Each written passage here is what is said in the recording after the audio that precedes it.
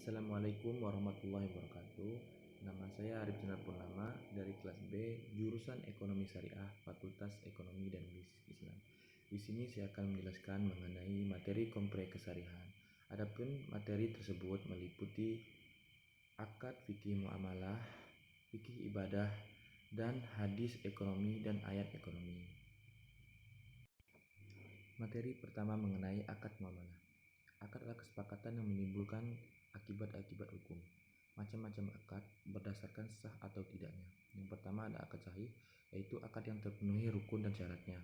Yang kedua ada akad nafis, adalah akad sahih yang dapat langsung dilaksanakan. Yang ketiga ada akad lazim, akad nafis yang mengikat dan tidak bisa dibatalkan sepihak. Yang keempat ada akad ghairil lazim, yaitu akad nafis yang tidak mengikat dan tidak bisa dibatalkan oleh sepihak. Yang kelima ada akad mauquf, yaitu akad sahih yang tidak dapat langsung dilaksanakan. Yang kedua ada akad gharar sahih. Yang pertama akad fasid, yaitu akad yang terpenuhi rukunnya, namun di dalamnya terdapat unsur yang dilarang fikih muamalah. Yang kedua ada akad batil, yaitu akad yang rukun atau syaratnya tidak terpenuhi. Selanjutnya materi yang kedua mengenai fikih ibadah. Yang pertama dalam fikih ibadah adalah sholat. Sholat berasal dari bahasa Arab, yaitu sala yushali, yang artinya adalah doa. Dalam istilah ilmu fikih, sholat adalah suatu bentuk ibadah yang dimanifestasikan dalam melaksanakan perbuatan-perbuatan dan ucapan-ucapan tertentu, serta dengan syarat-syarat tertentu, pula yang dimulai dengan takbir dan diakhiri oleh salam. Selanjutnya mengenai macam-macam sholat. Sholat dibagi menjadi dua, yaitu sholat fardu dan sholat sunnah.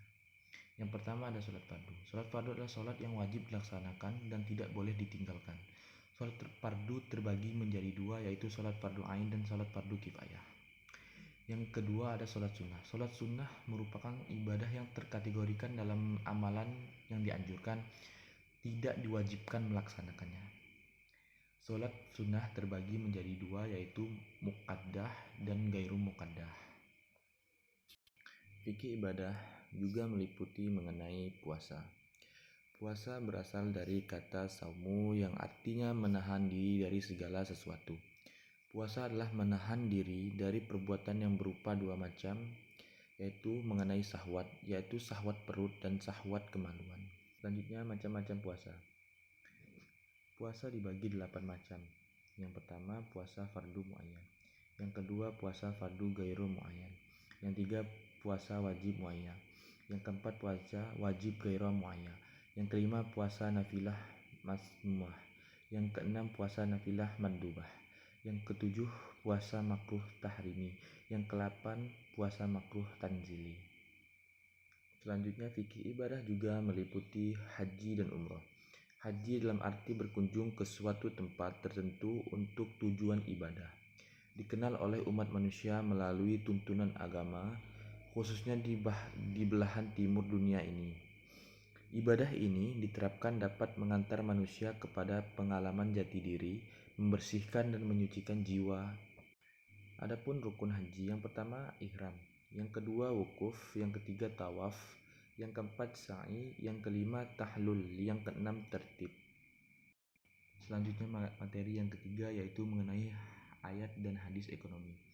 Ayat ekonomi yang pertama yaitu Quran Surah Al-Baqarah ayat 198. Allah Subhanahu wa taala berfirman, A'udzubillahi minasyaitonirrajim. Bismillahirrahmanirrahim.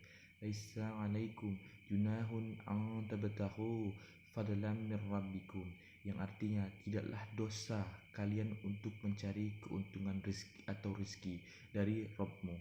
Ayat ini berkaitan dengan jual beli di musim haji. Selanjutnya mengenai hadis ekonomi, hadis tentang distribusi yang berbunyi al-jalibu marzuku wal muhtakiru mal'unu, yang artinya orang-orang yang mendapatkan barang akan mendapatkan rezeki dan orang yang menimbun akan dilaknat. Hadis riwayat Ibnu Majah.